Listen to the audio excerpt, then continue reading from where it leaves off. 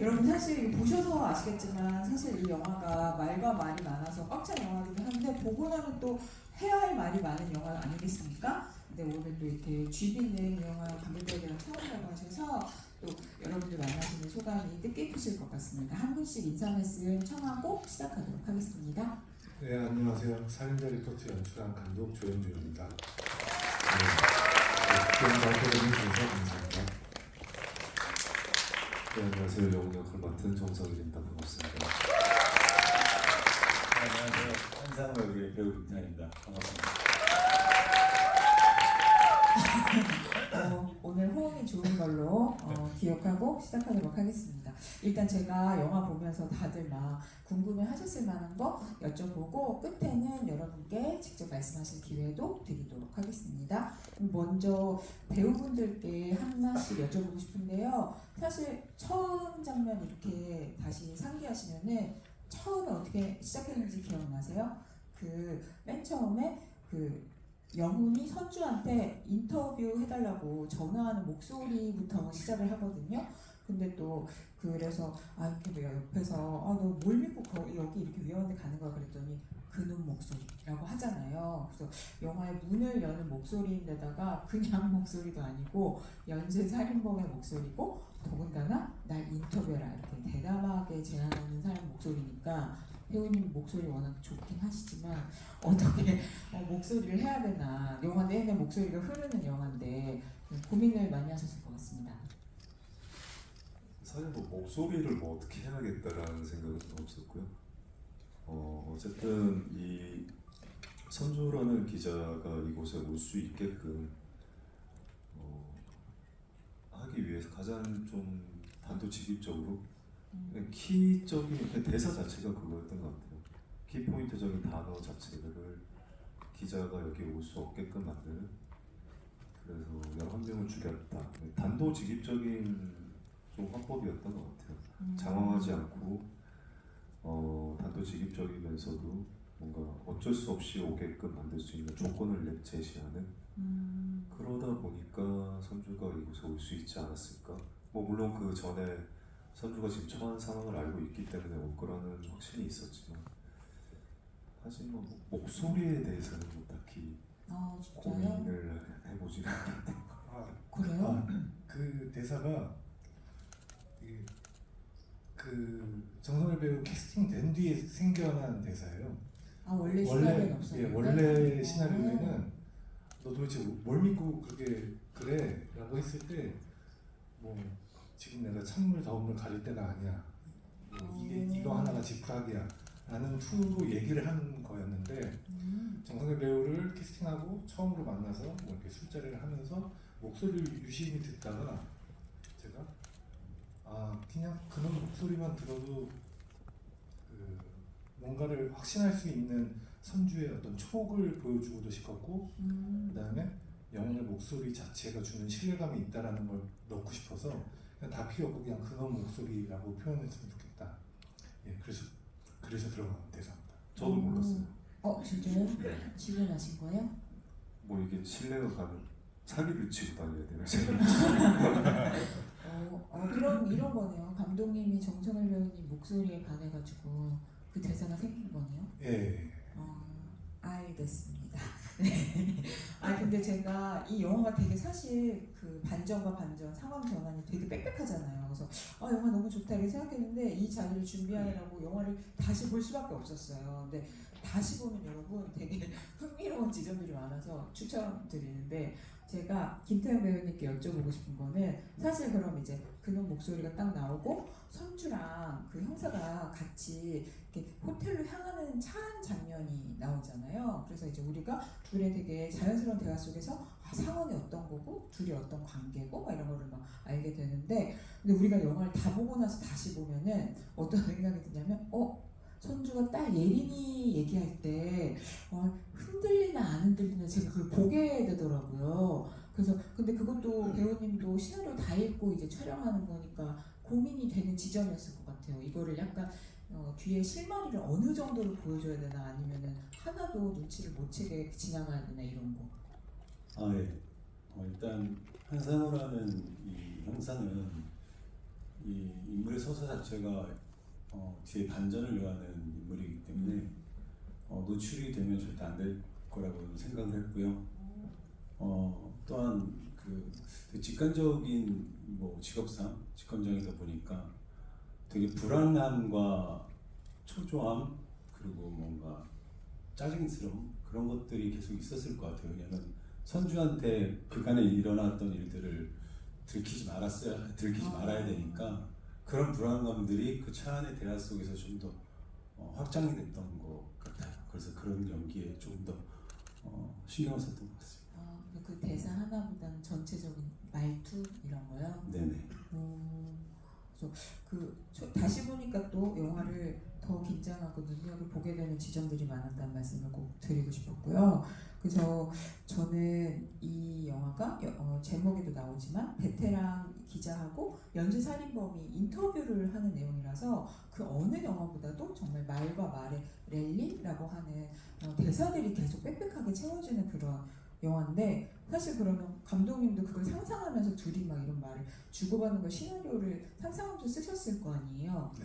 근데 오히려 어떤 그림을 상황으로 이렇게 딱딱 보여준다는 건 사실 이렇게 시간을 좀 잴 수 있을 텐데 머릿속에서 말이라는 거는 내가 랩처럼 진짜 빨리 하면 시간이 단축되고 아니면 좀 호흡을 늦게 가져가면 이게 더 늘어지기도 하고 그리고 또 어떤 배우님이 어떤 속도에 따라 하는지에 따라서 영화 전체 리듬이나 호흡이 달라지는 거잖아요. 그걸 조절하는 게 너무 제일 중요한 것 중에 하나였을 수 있을 것 같아요. 그 말이 갖고 있는 리듬을 사실 그러니까 음악과 영화는 굉장히 유사한 구조를 가지고 있거든요. 그러니까 음악과 영화? 예. 아주 이렇게 점점 빨라질 경우도 있고 점점 느려질 경우도 있고 그래서 그게 텐션에 맞게끔 그걸 계속 유지해 주면 되는데 이게 단순히 그냥 뭐 여기는 빨랐으면 좋겠고 저기는 느렸으면 좋겠고 이런 그 단순한 산술적인 계산으로는 정리가 되지 않고 제일 좋은 건 이제 이 연기를 하는 배우 스스로가 이 전체적인 템포의 리듬을 이해를 해야 되거든요. 그렇죠. 그래서 제가 쓸 때도 사실 많이 혼자 약간 입으로 얘기하면서 예, 감독들이 시나리오 쓸 때 되게 웃기는 것 중에 한 가지가 되게 멋있게 이렇게 앉아갖고 이렇게 탁탁탁 그 카페에 앉아서 뭐 쓸 것 같은데 그럼 카페에서는 절대 못 쓰겠네요. 전 절대 못 써요. 예, 그리고 저는 예전에 작가 생활할 때 뭐 꽤 유명한 게 아니라 우리나라의 명작 감독님이신 모 감독님과 작가로 제가 같이 이제 했는데 감독님이랑 저랑 야 너 이거 해 내가 이거 할게 그래갖고 둘이 막 연기를 하면서 진짜 연기를 해요. 그러고 나서 이거 맞냐? 괜찮은데요? 야 써봐. 그러면 이렇게 쓰고 막 이러거든요. 집에서 혼자 할 때도 특히 대사 같은 경우는 내가 이 역할 했다가 이 역할 했다가 막 이렇게 혼자 다 해요. 그러면서 참고로 연기를 잘하세요. 네, 아니 근데 진짜요? 감독이 연기를 할 수 있게 되는 유일한 이유는 그렇게 쓸 수밖에 없거든요. 그걸 안 해버리면 자연스러운 대사를 쓸 수가 없어서 계속 그렇게 하다가 보면 나중에 이제 밖에서 보는 가족들은 약간 이상하게 보죠. 약간 미친 건가? 예. 그런데 더군다나 이용하는 대사가 막 예, 그래서- 치료행위다 예. 막 약간 이러면서 그래서 뭐 그런 것들을 직접 해보면서 이제 작업을 하죠. 그리고 그래야 현장에 가서 배우한테 설명하기가 훨씬 쉽고요. 예. 배우님들은 그럼 시나리오 읽었을 때 느꼈던 말의 리듬 같은 거랑 완성된 영화 찍으면서도 영화 구현되는 과정에서 느끼셨던 박자 리듬 이런 거 어떠셨어요? 비교하면? 사실 좀 실질적으로 읽을 때보다는 연기할 때는 어쨌든 찍고 가야 되는 어떤 그런 것들이 있다 보니 계산을 해서 할 수는 없었고요. 생각보다 조금 저는 개인적으로 제가 했던 어떤 그런 것들이 생각보다 읽을 때보다 좀 느렸다라는 생각이 있는 것 같아요. 영화를 편집본을 봤을 때는 완급 조절이 더 돼 있었구나 영화가. 그거는 이제 뭐 감독님이 편집을 해서 만들어 주신 것도 있는 것 같고 실질적으로 할 때는 사실 그런 걸 계산을 하면서 뭐 연기를 할 수는 없다 보니까 뭐 상황 뭐 씬 바이 씬으로 그런 식으로 그냥 좀 했던 것 같아요. 정말 현장에서 이렇게 선주와 영웅이 이렇게 대화를 하는 씬들을 이렇게 보면 자연적으로 만들어지는 어떤 그런 리듬 템포가 있는 것 같아요. 그게 이제 아무래도 감독님이 의도하신 것이 아닐까 그런 생각을 현장에서 되게 많이 느꼈던 것 같습니다. 감독님이 배우님들 앞에서 현장에서 시연 같은 거 많이 해요? 막 디렉팅 할 때? 아니 많이 하는 편은 아닌 것 같아요. 아니에요? 처음에 한두 번 도전하다가 안 하시더라고요. 근데 어떻게 느끼셨어요? 연기 잘하는 거? 그런 거 말고 다른 어떤 그냥 감독님이 예전에 배우로서 참여했었던 작품 같은 것도 얘기해줄 때가 있었거든요. 그런 얘기를 네. 듣다 보면 근데 이게 감독이 그 시연을 할 정도의 상황이 된다는 거는 배우의 연기가 굉장히 마음에 안 든다는 거거든요. 현장에서 막 이렇게 하고 자 이대로 해봐 이렇게 하는 거는 이건 자 날 따라 해봐 이거밖에 안 되기 때문에 예, 그런 상황은 없었던 것 같아요. 그만큼 배우님들 연기가 좋았다 이런 예. 거군요. 근데 저 그것도 궁금해요. 근데 이게 진짜 극이 어떤 상황으로 흘러가는지가 정말 순간순간 긴밀한데 그래서 스위트룸 장면은 특히 다 순서대로 찍으셨어요? 예, 스위트룸은 저희가 그 조명이 3번이 바뀌거든요. 음. 화이트 전에 무지, 화이트, 그 다음에 블루, 그 다음에 레드 4번은 총 4단계 있어요. 이 조명을 한 번 전체적으로 세트를 싹 다 드러내서 조명을 다 바꿔야 되거든요. 그래서 자 입장 씬부터 그 화이트가 켜질 때까지를 순서대로 찍고 그 다음에 이제 한번 싹 조명팀이 갈아엎고 또 화이트 찍고 블루 찍고 레드 찍고 이렇게 해서 다 찍은 뒤에 맨 마지막에 이제 보충 촬영을 하는 회차를 정해서 하루는 화이트 방에서 모자랐던 커트를 찍고 이런 식으로 작업했죠. 조명에 따라서. 예. 이거 정성일 배우님한테 이거 여쭤보고 싶은데 그 언론 시사회 기자간담회에서도 대사량이 정말 많았다. 그래서 감독님을 어떻게 하고 싶었다. 이렇게도 말씀하시고 그랬는데 실제 안 하셔도 죽이고 싶었다. 캐릭터에 너무 어울리는 말이죠. 근데 이게 단순 비교하기는 어렵겠지만 진짜 대사량이 정말 많다. 약간 다른 작품이 어느 정도나 많다. 이렇게 얘기해 주실 수 있는 그게 있나요? 사실 저는 공연을 하던 사람이다 보니까 2인극도 하고 하다 보면 대사량이 공연에 비해서 더 많았어요. 공연에 비해서도 많았던 것 같아요. 근데 사실 보셔서 아시겠지만 여기서 제 체감상으로는 편집이 되다 보니까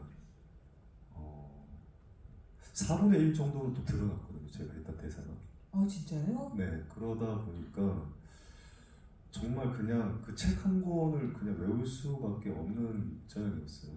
그래서 정말 왜냐하면 계속 말로 설득을 해야 되고 이끌어야 되고 그 말을 정말 말밖에 없는 영화일 수밖에 없는 상황이다 보니 근데 사실 그 대사들이 저는 정말 하나도 흘려서 보낼 것들이 없었거든요.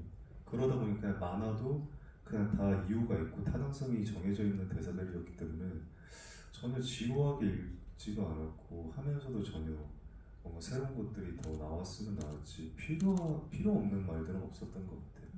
개인적으로는 좀 아쉬운 부분도 있죠. 어쨌든 러닝타임이랑 어떤 템포 같은 거 조절하는 것 때문에 드러난 대사들 중에서도 또 제가 좋아하는 대사들이 있었을 거고 하다 보니 그냥 12번째로 조영준 감독으로 잡아야 되나.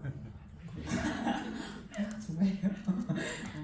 오늘 밤에 어떻게 되면 오늘 밤에 무사히 지나가시길 바라고.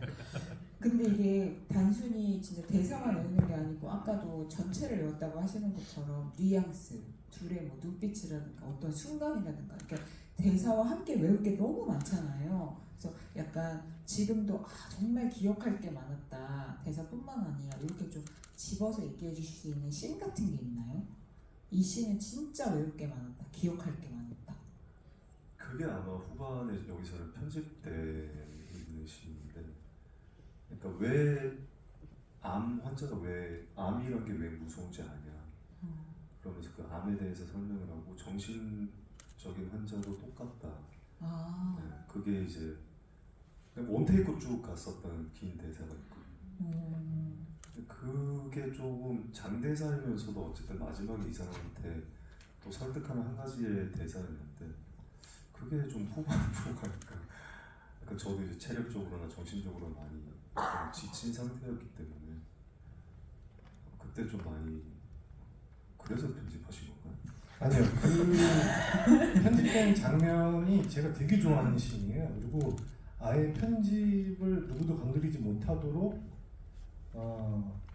못하게 찍어놨죠. 그러니까 이 대사는 건드리지, 그러니까 감독들이 편집실에서 잘리면 안 된다. 이거는 내 인장과도 같다라고 생각하는 그 컷이나 씬은 편집을 못하게끔 찍어요. 아 드러내면 영화에 구멍이 나게. 네.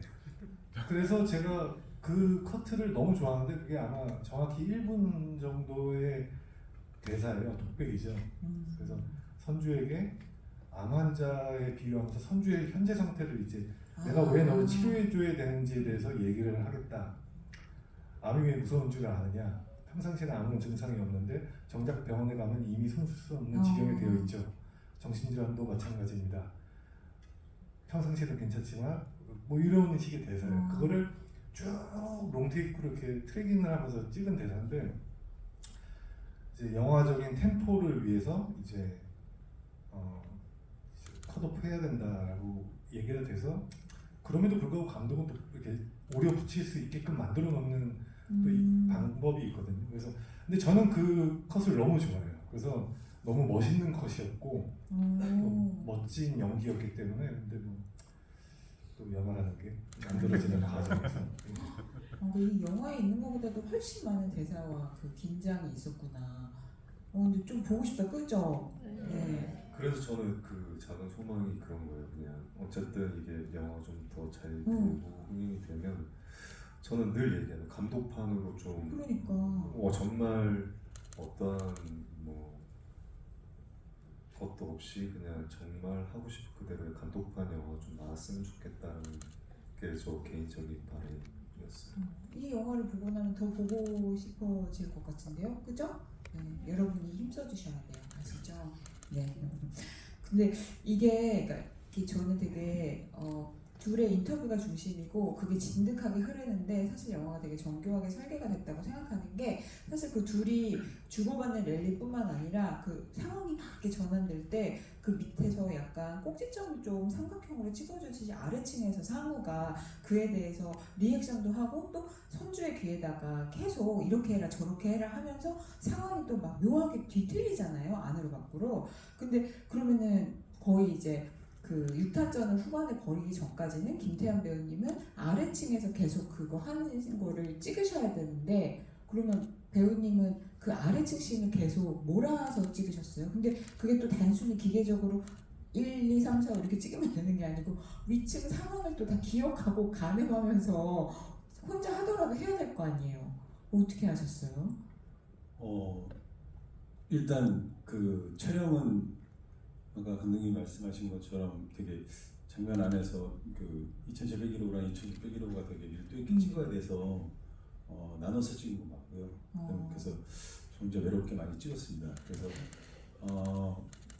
그렇기 때문에 제가 전 회차에 다 참여를 해서 네, 막상 그 현장에서 계속 이어링 꽂고 오디오를 계속 들으면서 네, 같이 호흡하면서 계속 했거든요. 그래서 그거를 기억을 하고 제 촬영 때는 찍어놓은 부분을 다시 보고 다시 기억을 해서 이제 그렇게 촬영을 매번 했습니다. 정말요? 그 촬영 스케줄 자체를 그 2701호를 1신부터 10신까지 찍고 나면 그 회차 이후에 이제 한 회차 동안 2601호에서 1신부터 10신까지의 상황에 맞는 그 상우의 신들을 찍은 거죠. 그래서 다 알고 있으니까 내가 위에서 무슨 일이 일어나는지를 알고 있으니까 그거에 맞게끔 할 수 있는. 아무래도 이 영화의 빽빽한 긴장을 촬영하면서도 좀 잘 구현할 수 있게 신경을 쓰면서 촬영 계획을 세우셨던 것 같아요. 근데 여러분 저도 영화 보고 나서 두 번째 볼 때 내가 이 영화의 국면이 어떻게 허리가 어떻게 꺾이고 고개가 어떻게 돌아가는지 다 메모하리라 하면서 메모하면서 봤거든요.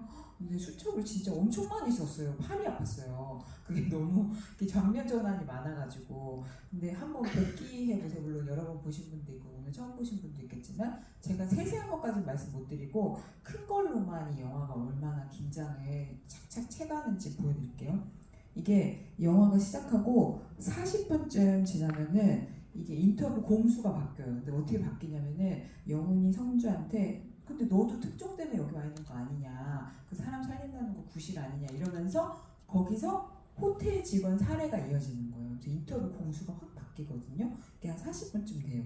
근데 50분 때 되면은 최면 치료 얘기 나오면서 방 색깔 바뀌고 그 다음에 여기서 선주 딸 예린이 얘기가 나와서 그 학교 폭력의 가해자가 예린이 아닌가? 이제 이러면서 약간 긴장이 막 높아지기 시작하죠. 근데 제가 재보니까 한 65분쯤 되면은 또 상황이 크게 한번 변하는 게 영훈이 나 근데 밑에 한상우 와 있는 거 다 알고 있다 이렇게 하면서 둘 다 기절을 시켜버려요.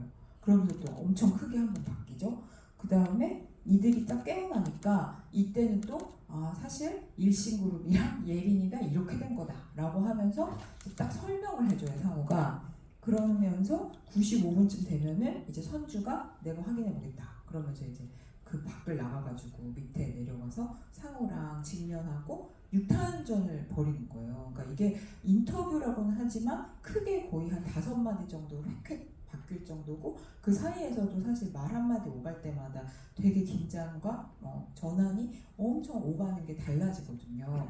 그래서 제가 거의 약간 그 엄청 빽빽한 메모에서 보니까 거의 몇 분 단위로 아니면은 막 진짜 한 10분 단위로는 적어도 상황을 흘려보내면 안 되고 반드시 예상을 뒤엎는 전환과 반전을 보여줘야 된다 이런 식으로 설계하신 것 같더라고요. 그래서 이게 되게 중요하셨을 것 같아요. 예, 제가 취미가 이제 시나리오 쓰는 건데. 진짜요?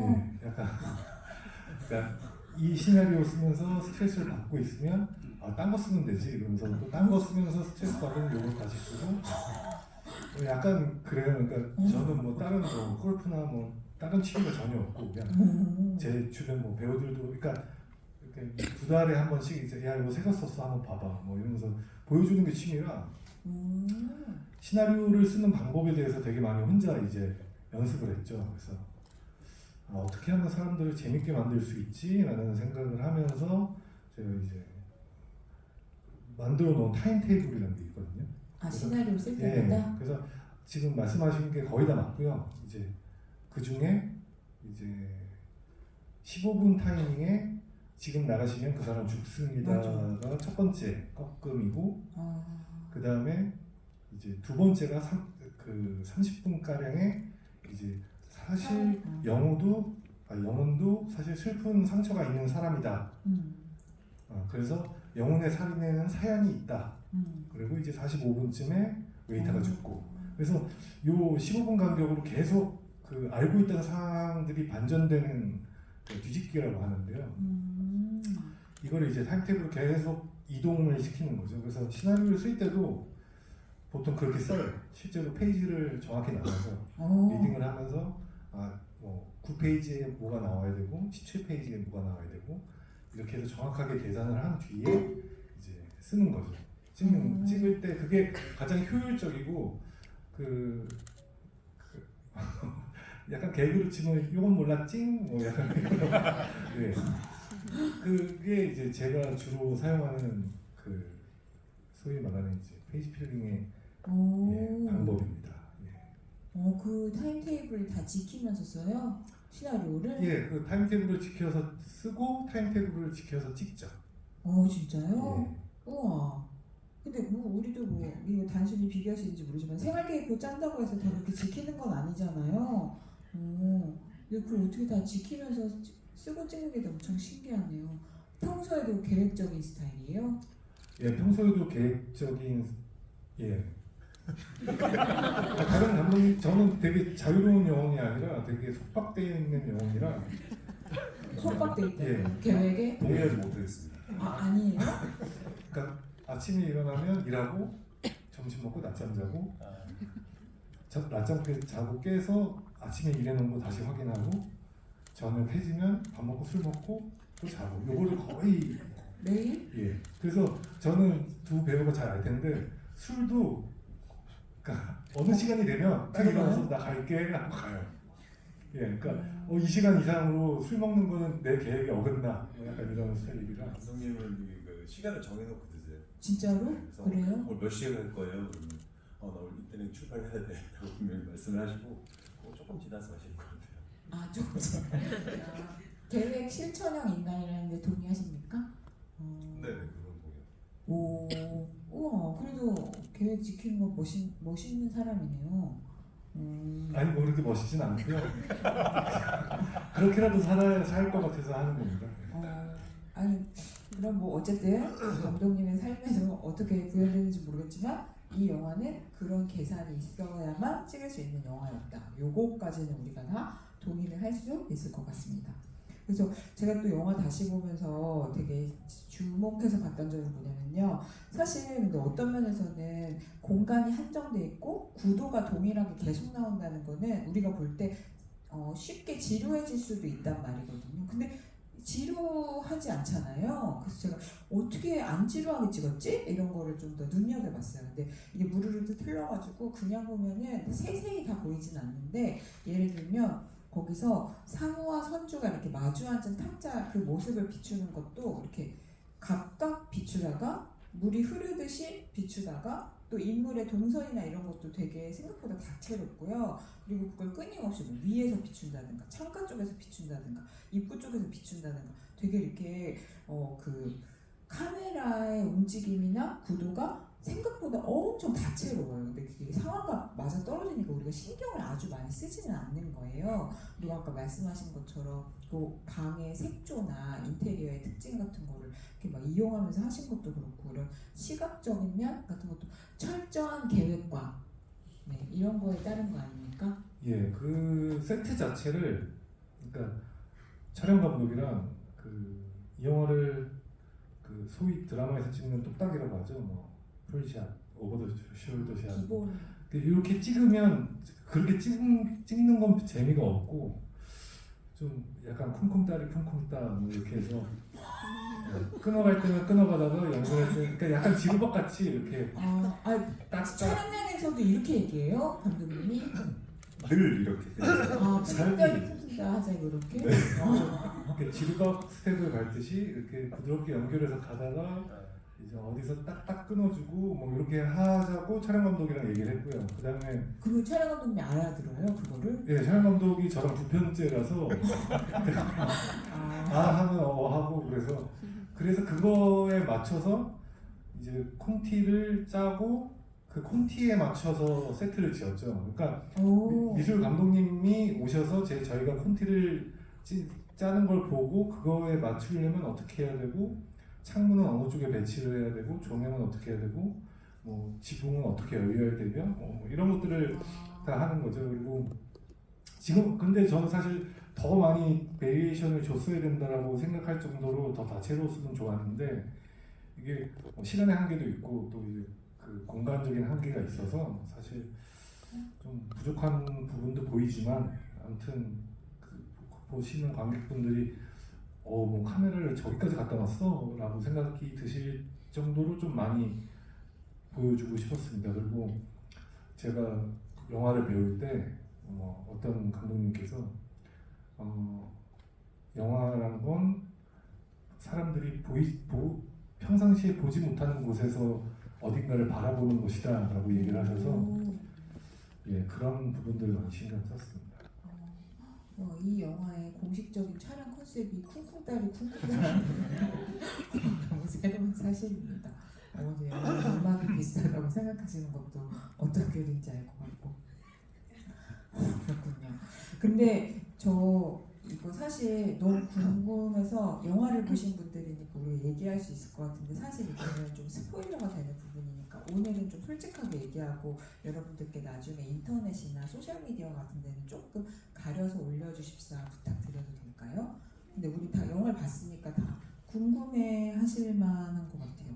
근데 저 일단은 그 영혼이에 대해서 물어보고 싶거든요. 결말까지 다 보면 이런 궁금증이 생기는데 사실 맨 처음에는 내가 연쇄살인 하는 거 치료 목적이고 나 되게 당당한데 내 정당성 점검해 보려고 이 인터뷰 하는 거다라고 했는데 나중에 그게 아닌 게 드러나는 거잖아요.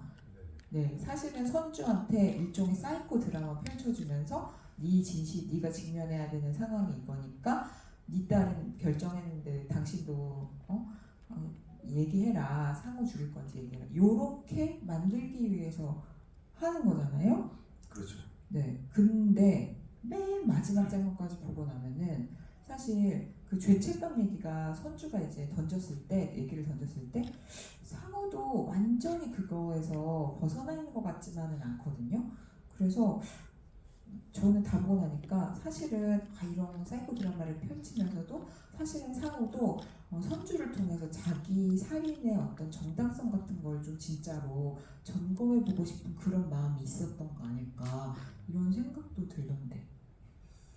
사실 저는 연기를 할 땐 그 부분은 좀 배제를 했던 것 같아요. 정당성을 찾고자 하는 것 자체가 안 되는 인물이라고 생각을 했던 것 같아요. 이거는 내가 어쨌든 영웅이라는 인물도 실행을 하고 누군가를 죽이고 이 사람들이 치료는 목적이라고 하지만 그 죄책감은 제가 계속 가지고 살아가는 인물이라고 생각을 했거든요. 그래서 끝에 보시면 왜 선주한테 제가 질문을 던지는 게 죄책감이라는 거 그거 그렇게 쉽지 않다고 선주에게 질문을 던지잖아요. 제가 겪고 있기 때문에 그거를 던질 수 있는 네, 저는 어쨌든 그 죄책감이라는 걸 계속 안고 가되 그게 그냥 이 사람들의 죄책감까지 내가 가져가는 인물이라고 생각을 했고 근데도 마지막에 선주가 또 질문을 하죠. 선생님은 괜찮냐? 그 부분에 있어서는 제가 잊고 무뎌졌던 어떤 부분을 선주가 다시 일깨워줬던 부분이거든요. 저는 질문을 해서 던지고 선주가 또 던진 질문에 저도 또 한 번 깨닫게 되는 순간이었던 것 같아요. 그래서 서로가 서로에게 당신에게 필요한 거는 나의 치료이고 그렇게 얘기를 했지만 선주 자체는 그러나 너는 지금 너 자신은 치료가 됐냐라는 의미로 받아들였거든요. 그러다 보니까 처음에 그 정당성을 체크하기 위해 선주에게 그런 말을 했다라는 것보다 정말 그냥 이 사람을 몰아넣고 이 사람이 동의를 할 수 있게 지금 당신의 상황이 이러한 상황이다까지 몰아넣는 그냥 사이코 드라마에 최선을 다했던 것 같아요. 일단 거기에 몰두하는 네네. 정도까지. 근데 이것도 궁금하지 않아요? 근데 선주가 그럼 상호를 죽이려고 할까 말까 이런 결정을 하기 전까지 사실은 되게 상호가 영훈이가 선주를 시험하는 것 같은 느낌이 들어요. 그러니까 막 딸이 믿지 않습니까? 거기서 만약에 믿다 그러면 어떻게 할 거야? 그리고 막 마음에 걸리는 거 없습니까? 원하는 사람 없습니까? 그런데 거기서 네 잘못한 일이 있습니다. 그러면은 아니까 근데 사람 그럴 수도 있잖아요. 아무리 다 계획적이어도. 네. 근데 그래서 그러면은 어떻게 됐을까요? 영훈이가 약간 시험한 걸까요? 그러면 안 되는데? 그럼 쿵쿵다리 쿵쿵 막 이렇게 되는 거. 그랬을 것 같아요. 만약에 딸이 밀려나고 있을 때 진짜 딸이 밉다고 하는 부모가 있을까라는 생각도 들고요. 물론 미운 부분이 있겠죠. 근데 그렇다면 딸이 밉다고 했으면 조금 그 부분 그 질문을 약간 좀 다른 방향으로 좀 틀었을 것 같긴 해요. 제가 원하는 대로 네, 가면서. 딸이 미워요 하면 왜 밉냐 그 원론적인 부분을 치료를 해줬을 것 같아요. 정신과니까. 네. 에이 나가리네. 그랬을 것 같은데. 네? 나가리인데 이러면 나가리요? 지금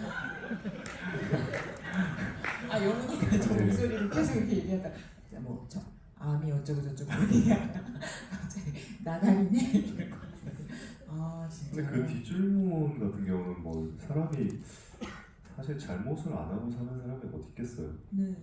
저 포함해서 뭐 작고 뭐 그거에 뭐 그 크기의 차이는 있겠지만 어쨌든 제가 맡은 영혼의 목적은 선주의 딸이 의뢰를 했고 제 환자를 치료를 목적으로 하는 거라 선주에게 던진 질문들 같은 경우는 어떻게 보면 아직은 어린 친구다 보니 미성년자잖아요. 네.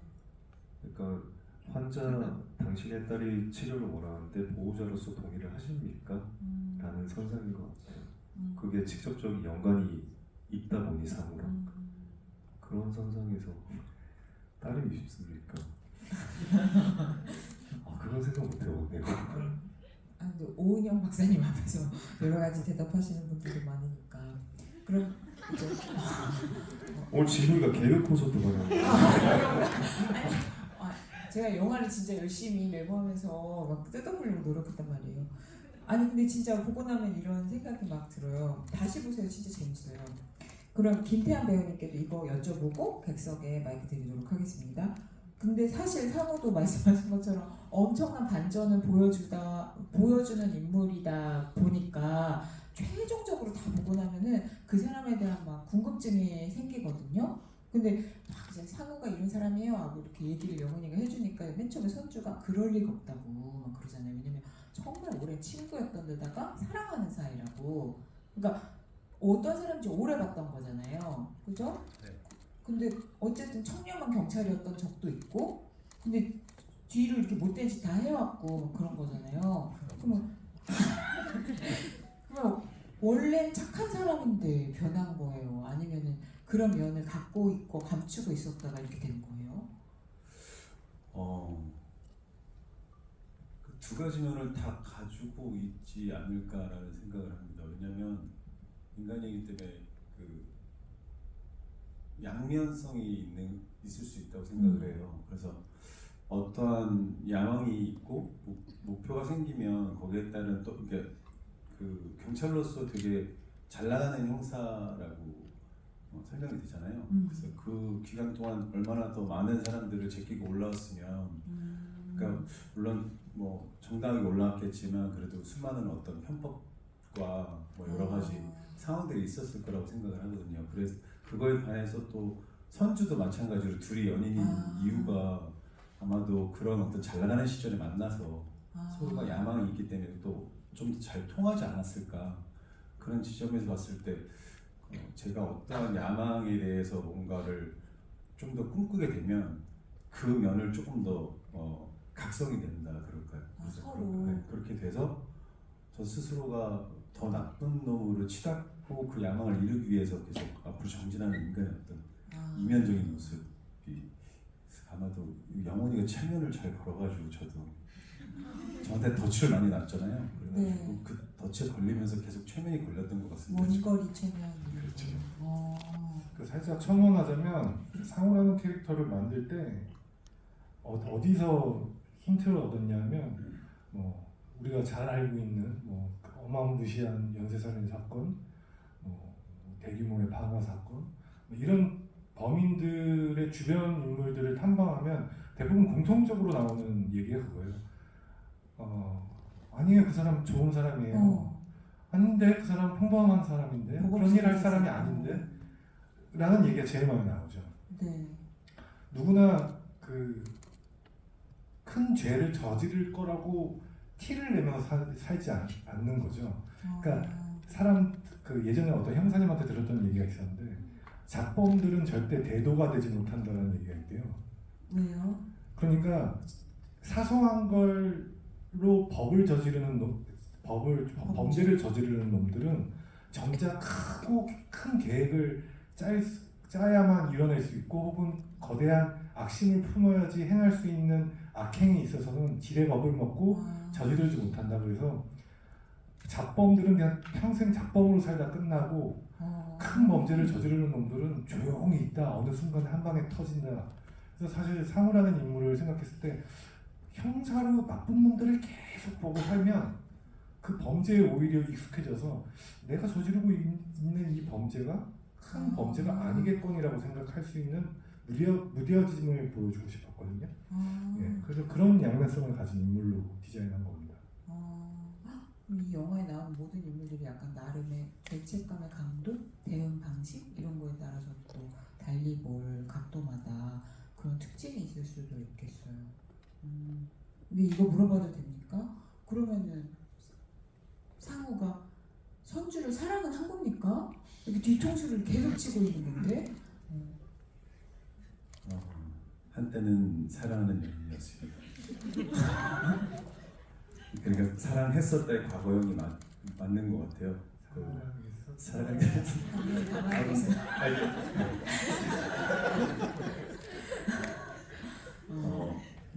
그 자체가 그냥 이렇게 사랑 현재는 뭐 어떻게든 그걸 모면하기 위해서 사랑하고 있다라는 말은 거짓. 네, 다른 면으로 되게 숨기고 있는 부분인 것 같고 사랑했었다가 맞는 것 같습니다. 단어 자체가 한때는 네 한때는 사랑했었다. 지금 사랑하면 사랑이 아니죠. 속 시원하게 다 같이 한번 불러볼까요? 왠지 오늘이 마지막 질문.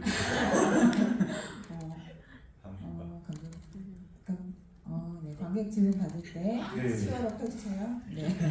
네, 그러면 이 사실 마지막 장면도 너무 의미심장한데 관객분들 어떻게 보셨는지도 궁금하고 네, 질문 있으시면 손 들어주시면은 감독님, 배우님 사인 포스터도 드릴 거예요. 네, 감독님 한 분 골라주세요. 저기 마이크 대고 센터에 계시는 분. 카메라 옆에 카메라 네, 맞습니다. 옆에서 뒤에서 네. 네, 안녕하세요. 일단 영화 너무 잘 봤습니다. 저는 선주가 마지막에 호텔방에서 나가면서 이제 영웅관 인사를 주고 받으면서 뭔가 입모양을 달싹이는 것 같았는데 영훈한테 혹시 무슨 말을 하려고 했던 건지 아니면 그냥 인사를 하기 위함이었는지 그게 궁금했는데 감독님은 어떻게 생각하셨을지도 궁금하고 또 같이 상대역을 해주셨던 영훈 배우 정성일 배우님도 어떻게 생각하고 연기하셨는지 궁금합니다. 그 비에 젖은 개처럼 바들바들 떨다가 손수건을 받고 걸어 나오죠. 그리고 선주가 뒤돌아보는 그 동선은 뭐 시나리오 때부터 정해져 있고요. 시나리오에 정확히 뭐라고 표기되어 있냐면 고맙다고 말하고 싶지만 차마 입술을 열지 못한다 라고 적혀 있어요. 예. 그래서 고맙다라고 얘기를 해야 되는데 그 고마움을 표현하는 그 순간에 자기가 가지고 있는 그나마의 윤리적 그 책임감, 도덕심이 다 무너질 거라는 어떤 열패감이죠. 그 열패감이 이제 계단에 나와서 터져버리는 거고요. 그래서 그 선주는 결국에는 그 마지막 자존심을 지키고 싶은, 그러니까 살인마에게 그러니까 동조했지만 어쩔 수 없이 동조했지만 그것이 결국에는 상우가 했던 마지막 그 정말 꼴보기 싫은 실수였어, 나도 모르게 한 실수라고 인 것 같이 생각하는 거죠. 나도 그냥 실수였어, 나도 모르게 한 실수라고 하면서 인간적으로 전락되고 마는 그 어떤 마지막 자존심을 지키고 싶은 거죠. 이게 정확히 보신 것 같습니다. 네, 저는 뭐 감독님 말씀하신 것처럼 써져는 있죠. 근데 그때 나가면서 선주 역을 했던 여정 배우가 사실 무슨 말을 하려고 했다라기보다, 근데 제가 느꼈던 그 눈빛이나 이런 건 좀 너무 좀 복합적이었어요. 딱 고마웠어 뿐만 아니라 원망의 눈빛도 사실 좀 느꼈고, 원망과 뭐 고마움과 여러 가지 감정이 느껴서 저 또한 그 마지막 가는 모습을 끝까지 보면서 좀 여러 가지 생각이 들었던 장면인 것 같아요. 네. 잘 세세히 체크해서 얘기해 주셔서 감사합니다. 배우님이 한 분 골라주시네요. 네, 앞에 마스크 하신. 네, 두 번째 줄에 여기 이쪽에서 마이크가 와요, 이렇게.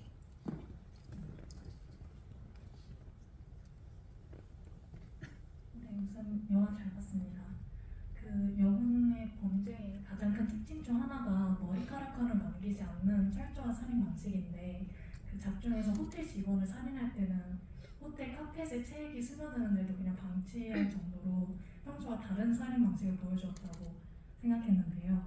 해당 부분이 이제 선주에게 좀 퍼포먼스적인 살인을 보여주었다고 생각을 했는데 어째서 그 후에 상무를 살인할 때도 평소처럼 좀 철저한 방식을 사용한 것에 비해서 호텔 직원을 살인할 때는 조금 다르게 살인을 하였는지 해당 부분이 궁금합니다. 그 살인은 그 일종의 퍼포먼스죠.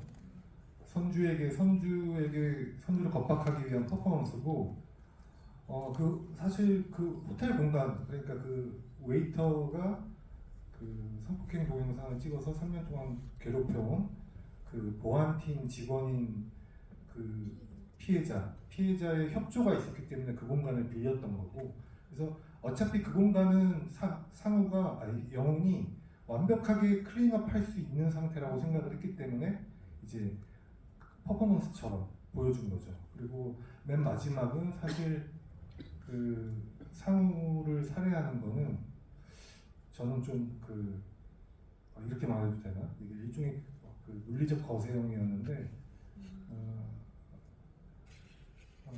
약간 성스러운 수술대에 올려놨다라고 생각을 했었어요. 그래서 하얗게 명포를 다 깔아놓고 이제 나는 이렇게 블랙 닥터다. 그냥 엄밀히 말하면 블랙 설전이다라고 얘기해서 너를 집도한다라는 느낌을 주고 싶어서 이제 평상시에 이제 원래대로 리추얼을 행한 거죠. 예. 이게 또 말씀드리고 싶은 게 사실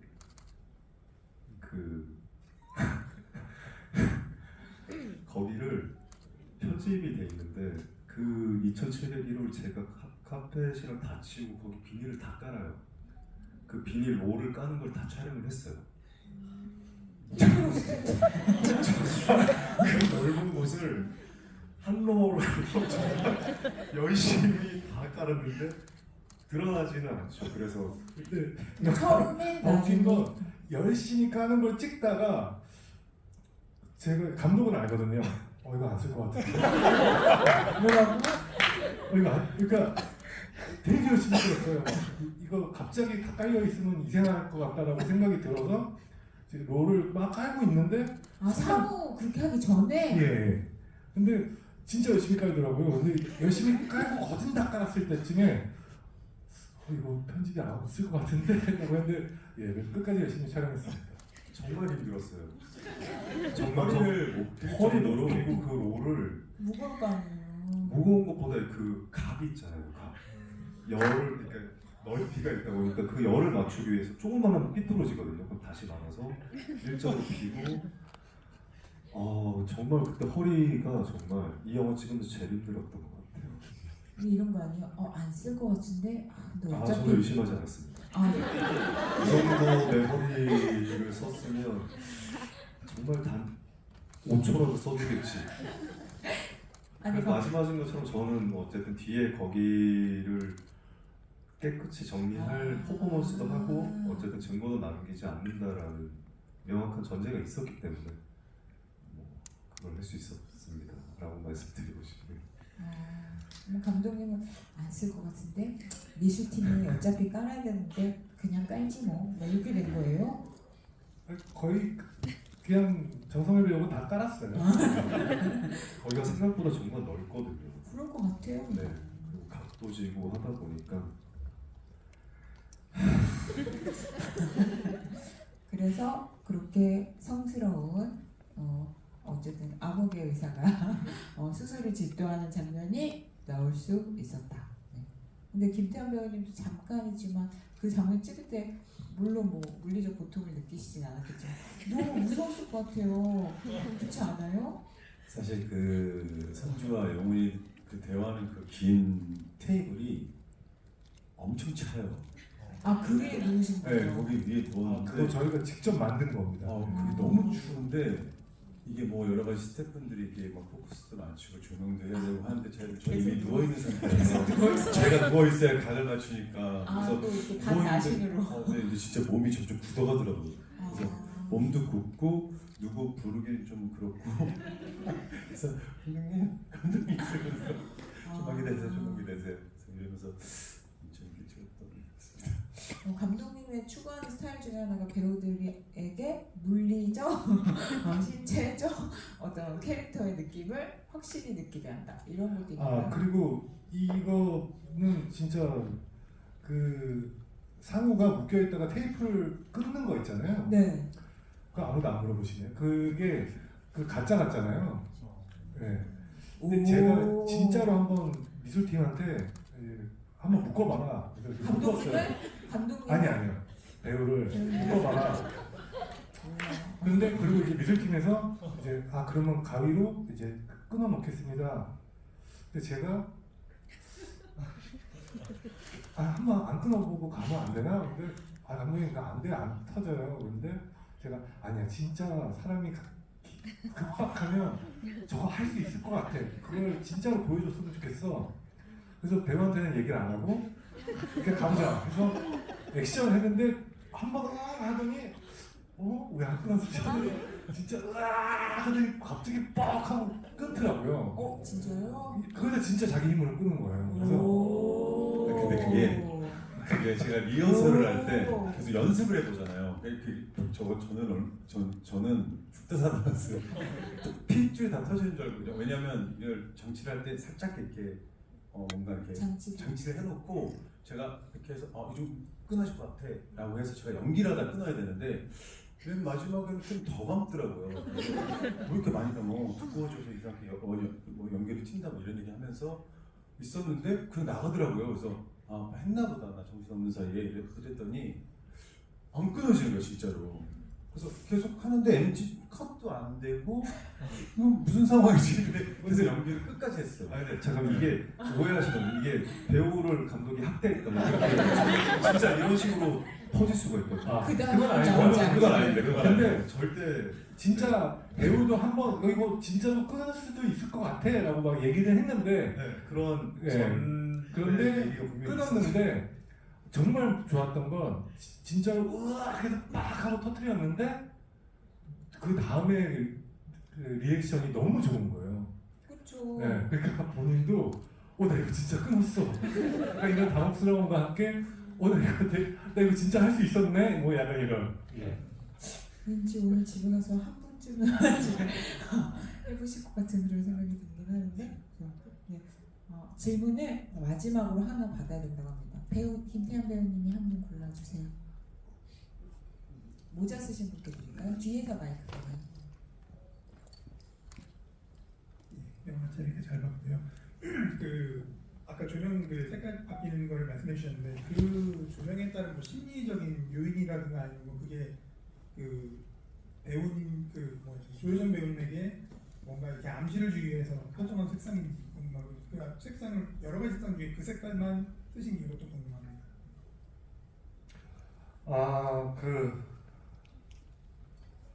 일단 뭐 무지 화이트. 그러니까 처음에 나오는 것들은 근데 제가 지금 정확히 기억이 안 나는데 그 리모컨에 모드들의 이름이 적혀 있었어요.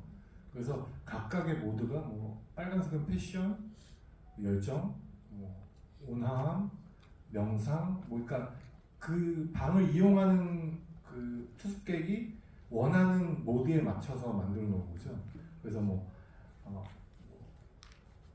빨간색은 뭐 약간 열정적인 무드를 잡을 때라든가, 하얀색은 뭐 명상을 한다든가, 파란색은 뭐 마음의 냉정함을 찾는다든가, 뭐 이런 목적성을 가지고 만들어진 배경이었고, 그걸 이제 영훈이 적절하게 활용하는 거죠.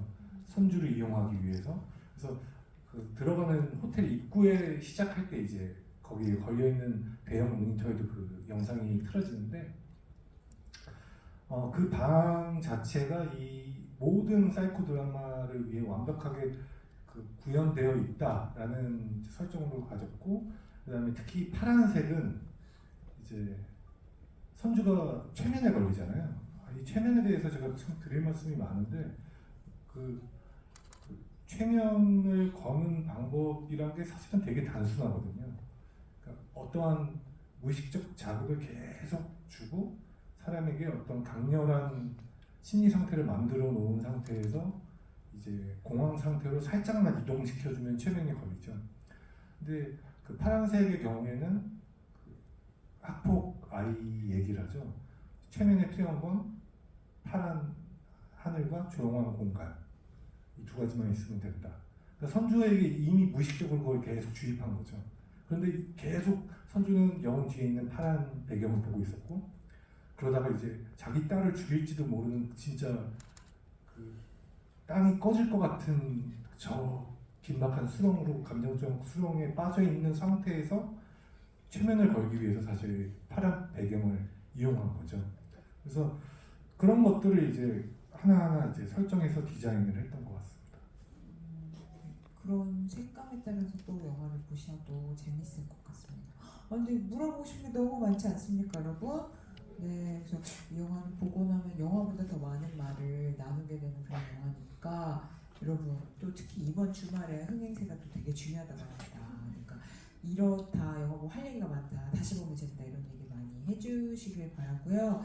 그런 성원에 힘입어 못하신 말씀 더 풀어낼 수 있는 자리가 있으면 좋겠어요. 그 자세히 보면 볼수록 재밌는 부분들이 보이는 영화예요. 그래서 저도 사실 제가 찍었지만 가끔 이제 저거 내가 왜 저렇게 찍었지? 이렇게 기억이 잘 안 날 때도 있고, 혹은 관객들의 반응 중에 내가 의도한 것과 전혀 다르게 하네.